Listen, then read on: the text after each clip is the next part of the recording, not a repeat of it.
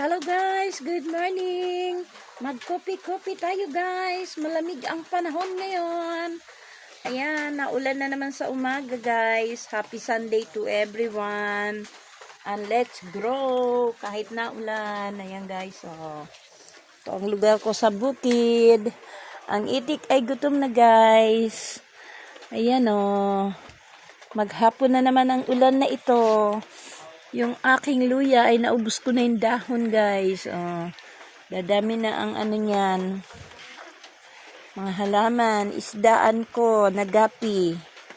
Ayan guys, ang libangan ko sa bukid, magtanim, mag-alaga ng mga isda at halaman guys. Ayan.